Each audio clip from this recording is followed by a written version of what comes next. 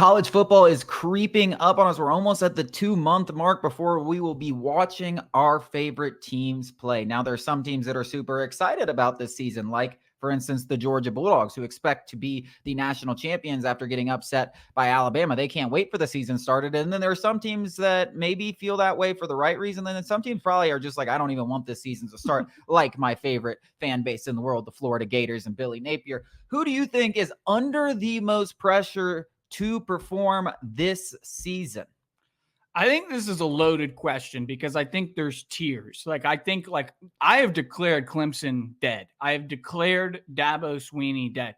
You could make the argument he's under the most pressure to kind of prove that his way still works, that he can still be successful on a national level, not just in the ACC. You could argue maybe a team like Florida State kind of proving that last year wasn't a fluke.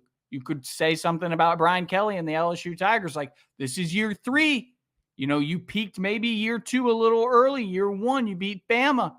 Brian Kelly, if you don't make the playoff this year, them Bayou Bengals, we're going to be furious. So I think those are 3 good ones. But then you could go up to Ohio State and Ryan Day. Ryan Day, born on third base, they like to say. It's time to win a national championship.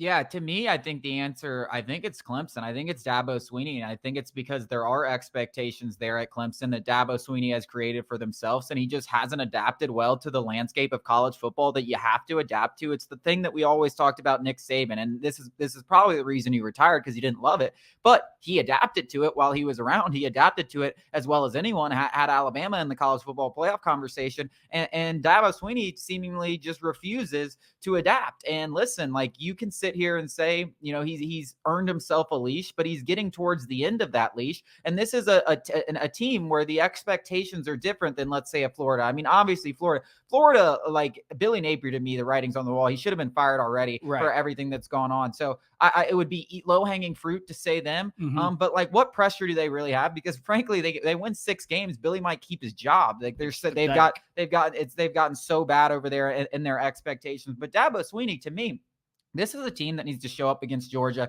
and show that they can be competitive, because they still have recruited well. They haven't recruited at all in the transfer portal. So we're about to see what the talent discrepancy when you just ignore the transfer portal, because technically, just based off high school recruiting, this should be a decent game. Do we expect it to be? No. But then beyond that, you have to compete in the ACC. You have to be up there with, at the very least, on par with Florida State, and show the world that Florida State isn't heads and shoulders as a program, or you might be out the door whether you win 9 games this year or 10 games. Like, if you don't win the ACC, I really think the people in Clemson are getting tired, because they're used to that success, and that's to Dabo Swinney's own fault. The shtick is also they're getting tired of it. It's tiring. The shtick that it was perfectly fine when you had the Trevor Lawrences and the Deshaun Watsons, and you were winning, you were beating Bama, you were on the mountain. Clemson was at the top of the mountain, battling blow for blow with Bama year in and year out.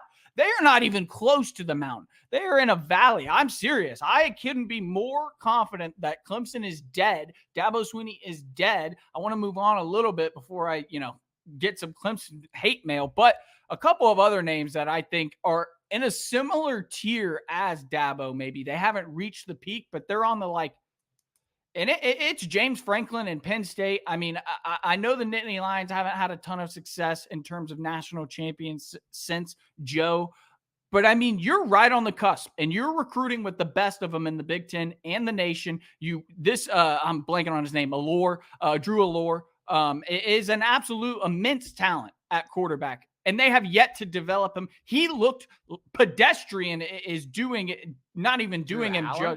Drew Allard. Sorry, excuse me. I was confused for a second. Drew Allard. He was a top quarterback recruit a couple years ago, and he has done he looked pedestrian at best last year in that Penn State offense. And Lincoln Riley and USC. That's what I was going to say. I mean, Lincoln Riley, you just had Caleb Williams, that many consider to be the generational quarterback, the Peyton Mannings, the Trevor Lawrences, the yada, yada, yadas. And you guys just what they lose 4 games last year, 5 No, games. They lost 5 games, and frankly, I think I was gonna say Lincoln Riley because I look at Lincoln Riley in a very similar light to Dabo Swinney, but for different reasons. Lincoln Riley has adapted to the NIL very, very well. He's a guy who's taken advantage of it. But what Lincoln Riley hasn't done, and he hasn't done it dating back to his days at Oklahoma, is figure out that hey, you need to play defense, just a lick of defense to win and actually compete for a national championship. And he's hung on to his guys to a fault. And these guys, Alex Grinch and all them, they're terrible defensive coordinators that haven't shown any improvements. In fact, they've actually gotten considerably worse. And like, it's just like everyone's kind of looking like Lincoln Riley. I don't know if he has the leash at USC like a lot of people think he does. And if they go out there in the first year in the Big Ten, and they go out there and they lose 6 games, which if you look at that schedule, they could easily lose. They start off with LSU. They're probably going to lose that game, even though LSU can never win. We can't win an opener to save our life. But still, they probably lose that game. They have to play UCLA. They have to play Oregon. They have to play Michigan. They have to play Penn State. Like, there are games that if they don't improve defensively, they have no chance of winning. And the middle of the Big Ten is not a joke. It is Especially not a joke. if you give up 40 points. And what the thing with Lincoln Riley is they just lost, notably, if you follow recruiting, they just lost 2 5-star recruits who are from Georgia that USC fans were like, we're finally kind of getting over that hump, getting those Southern boys. That's what you need in the trenches to really succeed in college football. It is what it is. You can take all the 7-on-7 guys from California and out west, and then, those guys aren't going to win you national championships, as you've seen with Lincoln Riley. But also, your brand of offense is not good for defense. Like, you can score 70 points, which is great, and you could do it in a blink of an eye, but your defenders over there are huffing and puffing. Like, there has to be some balance. It's not just the coordinators. It's not just the recruiting. It's everything that Lincoln Riley has seemingly not learned from his time at Oklahoma and now USC. I mean, I don't know about Lincoln Riley. He feels like an offensive coordinator at some big school in a couple of years. I think it's Swinney.